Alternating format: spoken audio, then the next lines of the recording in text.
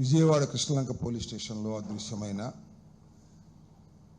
గాదే సాయి కృష్ణ విచారణ మొదటిగా ఒక ఎస్పీని ప్రభుత్వం విచారణకు వేసింది. తర్వాత 2 రోజుల క్రితం ఒక సిట్ని ఫామ్ చేసింది. వాళ్ళు విచారణ చాలా ముమ్మరం చేశామనేటువంటి వార్తలు బయటకు వస్తున్నాయి. కానీ నేను పరిశీలించింది, నాకు తెలిసినంతవరకు కొద్దిగా లోతుగా ఆలోచిస్తే విచారణ వక్ర మార్గంలో సాగుతూ ఉంది. విచారణ నేరస్తుల్ని కాపాడటానికి జరుగుతూ ఉంది. దీనిలో ఎవరైతే దోషులుగా ఉన్నారో పోలీసు అధికారుల్ని వారిని కాపాడాలనే ఉద్దేశంతో జరుగుతున్నట్టుగా చాలా స్పష్టంగా అర్థమవుతుంది. ఇవాళ చాలా కీలకమైన వార్త వారి పత్రికలోనే ఈనాడులోనే వచ్చింది. అదేమిటంటే సీసీటీవీ ఫుటేజీలు మాయం. 9వ తారీఖు నుంచి ఏం జరిగిందో కృష్ణలంకలో సీసీ ఫుటేజీలు తీసేశారట. వాళ్ళే రాశారు. ఏం తీశారు? ఒక టెక్నీషియన్ పిలిపించి అవన్నీ తీసేసి నిన్న మొన్నటే ఉన్నాయంట. నిన్న మొన్న నుంచి మాత్రమే సీసీ ఫుటేజీలు అందుబాటులో ఉన్నాయి. అంతకుముందు మొత్తాన్ని తుడిచేశారు. ఏంటిది? నాకు తెలియగలుగుతా. ఏం చేస్తుంది సిట్టు? రాష్ట్ర ప్రభుత్వం ఏం చేస్తుంది? డీజీపీ ఏం చేస్తున్నారు? నేను చెప్పాను కదా, దీనిలో కమిషనరే దీనికి చుక్కానిలాగా ప్రవర్తించాడు. అందువల్ల సాక్ష్యాధారాలన్నీ కూడా తొలగించేటటువంటి కార్యక్రమం చేస్తున్నారు. నేను తెలియగలుగుతానండి, ఒక కేసులో ఒక ముద్దాయిని పెడితే ఎందుకు అరెస్ట్ చేయలేదు? అసలు ఎందుకు అరెస్ట్ చేస్తారు? ఎందుకు అరెస్ట్ చేస్తారు తెలుసా? నేరస్తులని కాదు, నేరారోపణ ఉన్నది కాబట్టి అతన్ని అరెస్ట్ చేసి జ్యుడిషియల్ కస్టడీలో ఉంచితే విచారణ సక్రమంగా సాగుతుందని, విచారణలో సాక్షుల్ని బెదిరించుకోకుండా ఉంటాడని, ఇలాంటి సాక్ష్యాధారాలను తొలగించుకోకుండా ఉంటారనే ఉద్దేశంతో మాత్రమే నేరారోపణ చేయబడినటువంటి అక్యూజ్ని అరెస్ట్ చేసి జ్యుడిషియల్ కస్టడీకి పంపుతారు. ఎందుకని ఇక్కడ జరగలేదు? 19వ తారీఖున మీరు కేసు రిజిస్టర్ చేశారు. కోర్స్ అది లోపభూయిష్టమైనటువంటి ఎఫ్ఐఆర్, అది నిలబడదు. దానిలో కూడా సహాయం చేయాలని అనుకుంటున్నారన్నమాట. ఈ నాగరాజు అనే సిఐని ఇంతవరకు ఎందుకు అరెస్ట్ చేయలేదు అని అడుగుతా ఉన్నా. నిజంగా కేసు రిజిస్టర్ అయిన మరుక్షణమే నాగరాజును కస్టడీలోకి తీసుకొని విచారించాలి.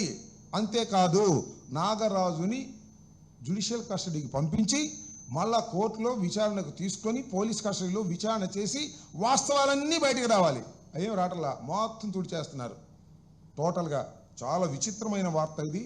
సీసీ ఫుటేజ్ యొక్క దృశ్యాలను మొత్తాన్ని తొలగించేశారు, శవాన్ని బూడిద చేశారు, బూడిదను కూడా మాయం చేశారు. ఇంకేం జరగాలి?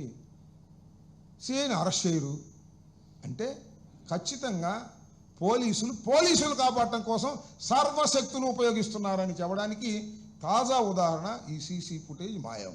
కాబట్టి అందుకే అడుగుతున్నాం, సిబిఐ విచారణ వేస్తే తప్ప దీనిలో వాస్తవాలు బయటకు రావు, దీనిలో దోషులు దొరకరు, తప్పుకుపోతారు. ఇది వాస్తవం. కాబట్టి ఎప్పటికైనా రాష్ట్ర ప్రభుత్వం సిబిఐ విచారణకు రాసి సిబిఐ విచారణ వేస్తేనే ఆ బాధితులకు న్యాయం జరుగుతుంది. లేకపోతే ఆ బాధితులకు న్యాయం జరగదు. ఈ కేసు గాలిలో కలిసిపోయేటటువంటి ప్రమాదం ఉంది అని ఈ సందర్భంగా నేను చెప్పదలుచుకున్నా. రెండో అంశం ఏంటంటే, పాపం పవన్ కళ్యాణ్ గారు మొన్న మేము 21వ తారీఖున కాపులందరం వెంకటాయపాలెంలో సమావేశం అయితే ఆయన బహుశా 19వ తారీఖున పిలిచి చెప్పినట్టున్నాడు చంద్రబాబు నాయుడు గారు, అక్కడ కాపులేదు మీటింగ్ పెట్టుకుంటున్నారు నువ్వు వెళ్ళు అని. 20వ తారీఖు వచ్చి కాకినాడలో మీటింగ్ పెట్టాడు. మొత్తం ఆయనకి సంబంధించిన కాపులందరూ రెచ్చగొట్టాడు. రెచ్చగొడితే వాళ్ళు ఏమేమి మాట్లాడుతున్నా నాకు అర్థం కాల. ఆ నానాచి ఇష్టం వచ్చినట్టు మాట్లాడాడు. మళ్ళీ అంటారు నేరస్తులు ఏ కులం వారైనా శిక్షించాల్సిందే. ఎవడు కదన్నాడు? నేరస్తులు ఏ కులం వారైనా శిక్షించవలసిందే. ఎవరు కాదన్నారు? ఎవరన్నా కాదన్నారా?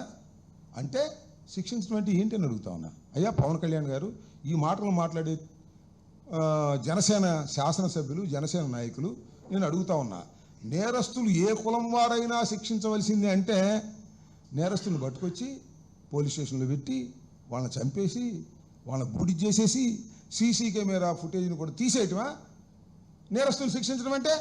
నేరస్తులను శిక్షించడానికి న్యాయస్థానాలు ఉన్నాయి తప్ప పోలీసులు కాదు. ఇది గమనించుకోకుండా ఏదో పిచ్చి పిచ్చి మాటలు మాట్లాడుతున్నారు.